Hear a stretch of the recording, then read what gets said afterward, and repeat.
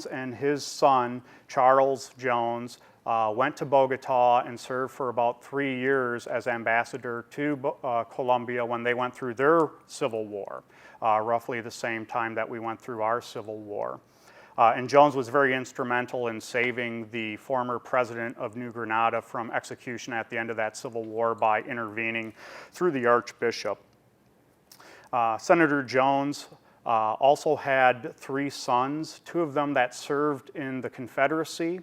All 3 of his sons were born and raised in Dubuque, Iowa, and he had 1 son who served in the Union armies in the 21st Iowa Infantry. So Charles Jones and George R. G. Jones both enlisted in the Confederacy. They both were students at Western Military Institute in Kentucky. One of their training officers in the military institute that they attended as young men was Albert Sidney Johnston, who would go on to be a well-known Confederate general who was eventually killed at the Battle of Shiloh. At the start of the war, Charles Jones ended up going down to Richmond, looking up President Jefferson Davis and capitalizing on the close personal friendship of Davis and his father, looking for an appointment. Jones also wrote letters to Jefferson Davis on behalf of his older brother, Auguste Jones, who was a military commander from the Mexican War.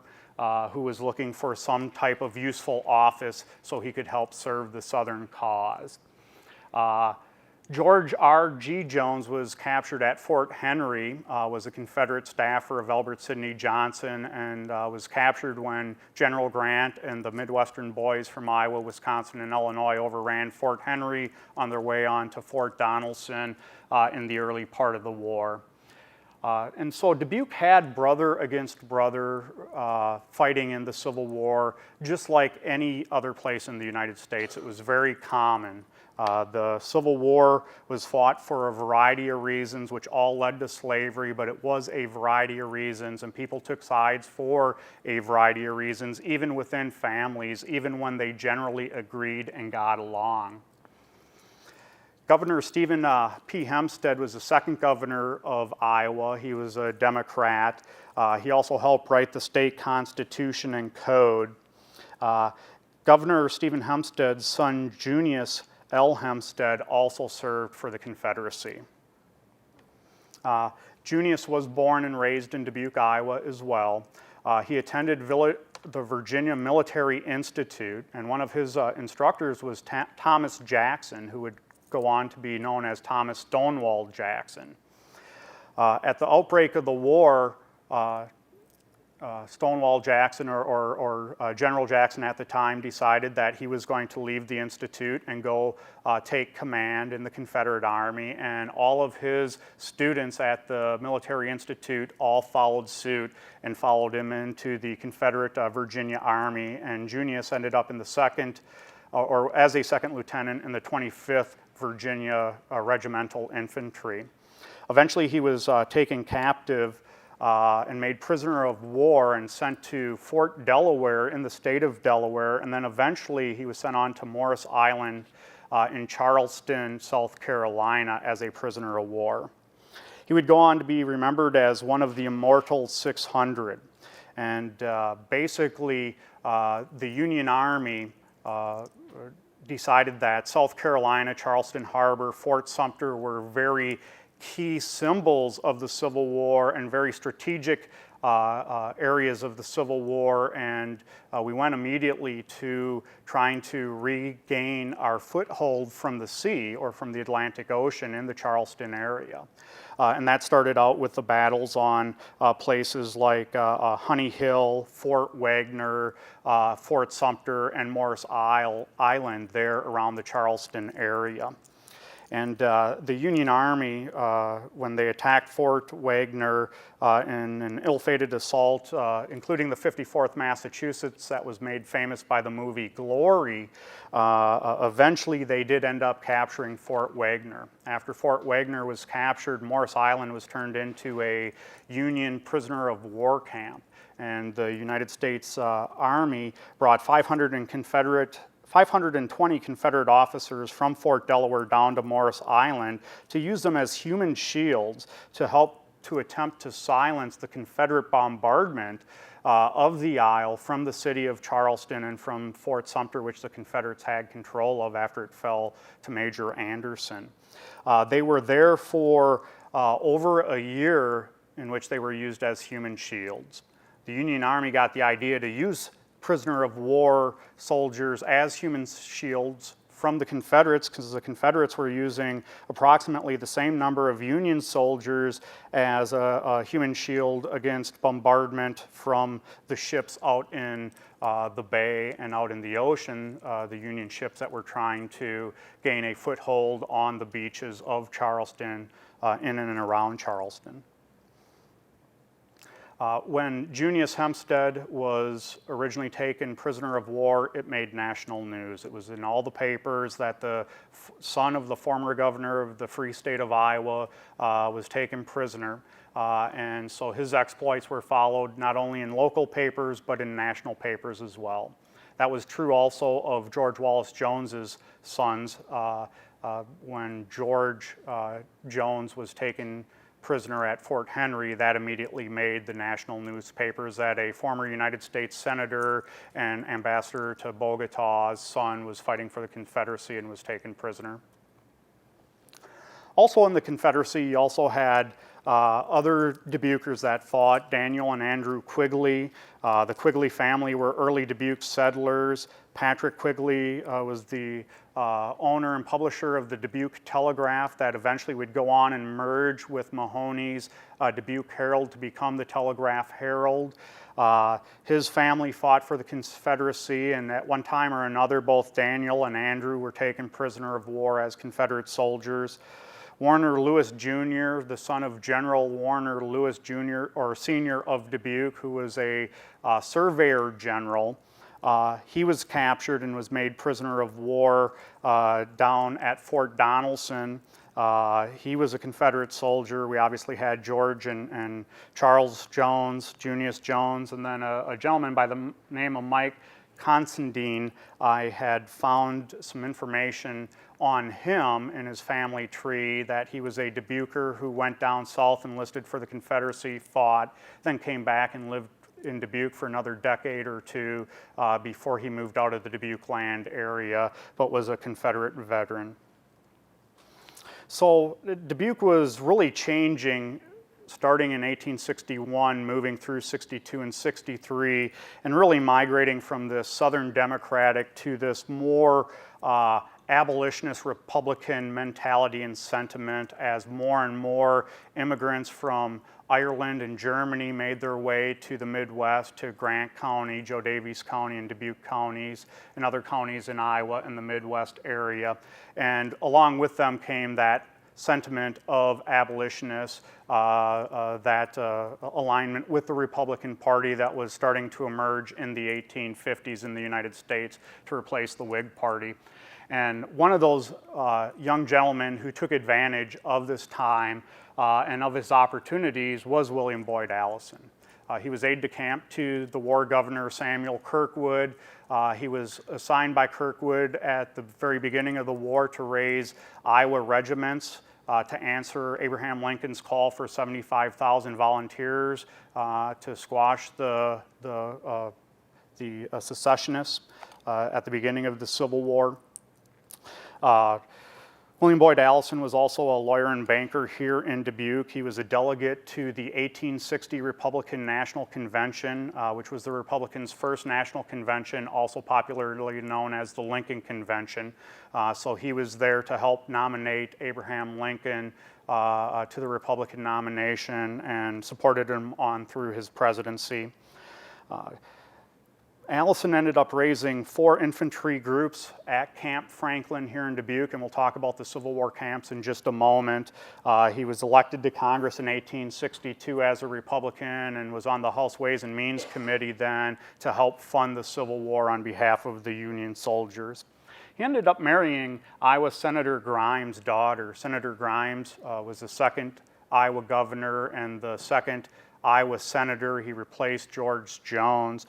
He ended up marrying Grimes' daughter, who eventually ended up, ironically, committing suicide here in Dubuque later on, and I believe it was the 1870s, where she put on an overcoat, she weighed her pockets down with rocks and walked into the Mississippi River and ended up drowning herself.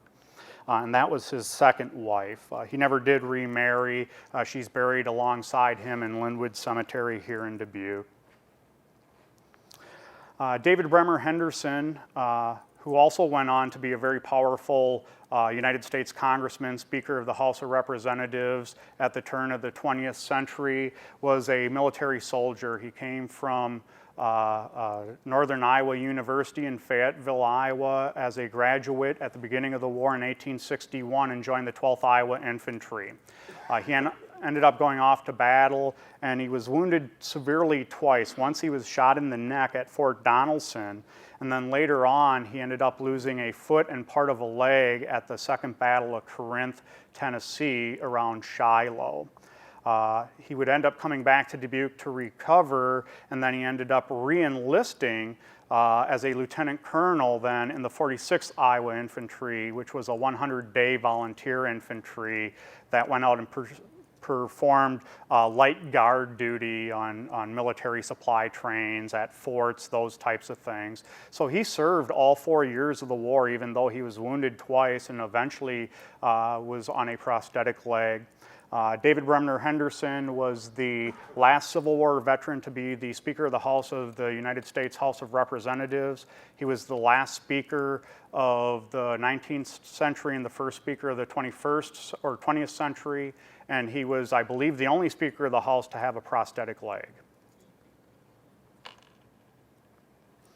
Camp Franklin and Camp Union in Dubuque was a mustering organizational and rendezvous point for raising Iowa regiments. Camp Union existed from August to December of 1861, and 2 Iowa regiments were raised there, the 9th Iowa and the 12th Iowa, as well as a battery artillery unit, which is cannon, light artillery. The 3rd Iowa Light Artillery unit was raised at Camp Union as well, also known as the Dubuque Brigade. Or Dubuque Battery. Because Dubuque was also known as the secessionist hole, it was ironic that we had a military camp called Camp Union when we had so many Southern sympathizers, so many sons of the city founders going off to fight for the South, so many bushwhackers and spy activities going on in Dubuque that they actually had to close the camp down because of the national press Dubuque was getting. The camp ended up reopening then in July 1862 in the same location. The camp is actually located at the corner of Shirus Avenue and Romberg Avenue, where the Eagle Point Apartments exist today. Is generally believed to be where Union Camp Franklin resided. It was built with 10 barracks, enough to hold upwards of 1,500 men or a full regiment of men. This is actually a picture of the 5th Iowa Cavalry, and I believe it is a picture of Camp Franklin in Dubuque from the archives up at Loras College.